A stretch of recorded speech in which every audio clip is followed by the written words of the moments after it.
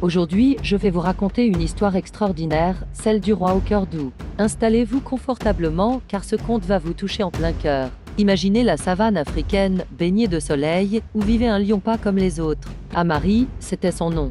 Oh, bien sûr, il avait cette majestueuse crinière dorée et ce rugissement impressionnant qui faisait sa renommée. Mais derrière cette apparence royale se cachait une âme douce, un cœur différent. Vous savez, être roi n'est pas toujours une tâche facile.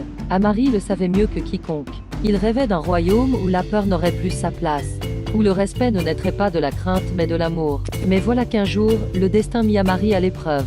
Une sécheresse terrible s'abattit sur la savane. Les rivières s'asséchèrent une à une, les prairies autrefois verdoyantes devinrent aussi jaunes que le soleil brûlant. Les animaux commencèrent à souffrir, et tous les regards se tournèrent vers leur roi. « Que vas-tu faire, Amari ?» lui demandait-il. Ces mots résonnaient dans sa tête comme un écho sans fin.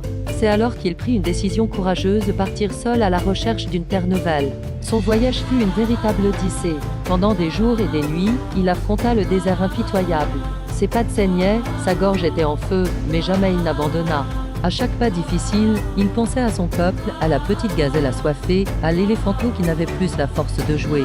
Et puis, comme par magie, sous un ciel étoilé qui semblait lui montrer le chemin, Amari découvrit quelque chose d'incroyable, une vallée secrète. Un véritable paradis caché derrière les montagnes, avec un lac cristallin et des prairies plus vertes que l'émeraude. Ce fut alors qu'Amari poussa le plus puissant rugissement de sa vie. Un rugissement d'espoir qui traversa les plaines, les collines, jusqu'aux oreilles de tous les animaux de la savane. Et vous savez quoi? Ils le suivirent tous, sans hésiter, car ils avaient compris que leur roi était différent. Cette histoire nous montre que la vraie force ne réside pas dans les muscles ou dans la peur qu'on inspire, mais dans la bonté de notre cœur et notre détermination à aider les autres.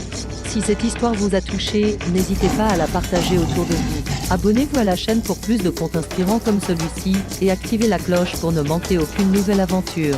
À très bientôt pour de nouvelles histoires qui réchauffent le cœur.